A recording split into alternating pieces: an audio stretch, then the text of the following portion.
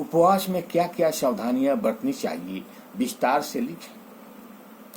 उपवास के दौरान निम्न सावधानियां बरतनी चाहिए। पहला, रोग निवारणार्थ यानी स्वास्थ्य संवर्धन के लिए अधिक दिन का उपवास योग चिकित्सक प्रकृति चिकित्सक की देखरेख में करनी चाहिए। दूसरा, उपवास के दौरान नियमित रूप से एनिमा औषध लेना चाहिए, जिससे कि बड़ी आंत में गंदगी न रस जाए और शरीर हल्का महसूस हो। तीसरा, उपवास करते समय कागजी नींबू के रस और केवल सादा जल पर ही आश्रित रहना चाहिए।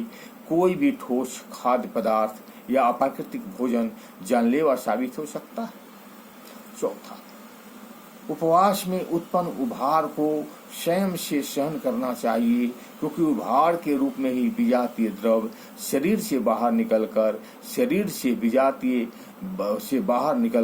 शरीर को स्वस्थ बनाते हैं। पांचवा, उपवास करते समय मन में दृढ़ निश्चय कर लेना चाहिए कि मैं उससे ठीक हो जाऊंगा और इस दौरान उत्पन्न संकट से विचलित न होना चाहिए। छठा, श्वास सुधारने के लिए किए गए छोटे उपवास में श्रम, व्यायाम या भ्रमण आवश्यक है, क्योंकि अगर हम अपनी शक्ति को श्रम में लगा देंगे तो शक्ति रोग को बाहर नहीं कर पाएगी। सातवां, उपवास के दौरान स्नान भी शरीर की शक्ति के अनुसार आवश्यक है, क्योंकि जो पदार्थ विजातीय द्रव पसीने के रूप में बाहर निकलते हैं उन्हें धोकर या पोंछकर रोगी के सामर्थ्यानुसार दूर कर देते हैं। रोगी को अधिक देर तक ठंडे जल से नहीं रखना चाहिए और न ही फौरन स्थान देना चाहिए।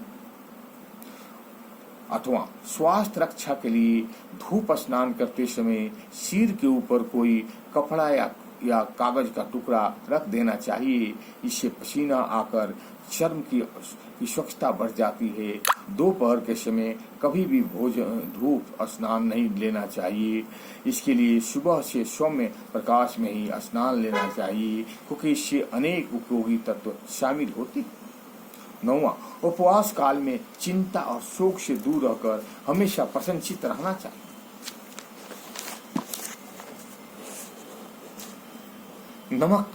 दसवां, नमक और चीनी का प्रयोग न हो तो सर्वोत्तम है, लेकिन करना भी पड़े तो कम से कम करना चाहिए।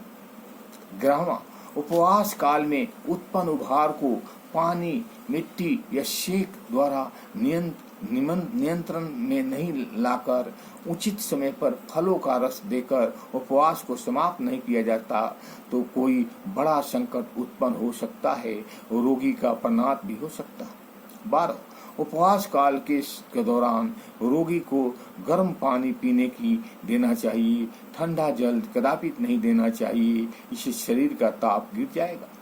13, उपवास शुरू करते समय ध्यान रखना चाहिए कि एक साथ न शुरू कर दिया जाए, बल्कि धीरे धीरे भोजन घटाकर दूध, छाछ, रसीले फल आदि पर जाना चाहिए, जिससे शरीर का मल भार घटने लगता है और उससे जमे हुए विकार ढीले पड़ जाते हैं। इस प्रकार उपवास करते समय उपयुक्त सावधानियां रखनी चाहिए, जिससे कि उपवास काल में ही कोई उपद्रव पैदा न हो सके।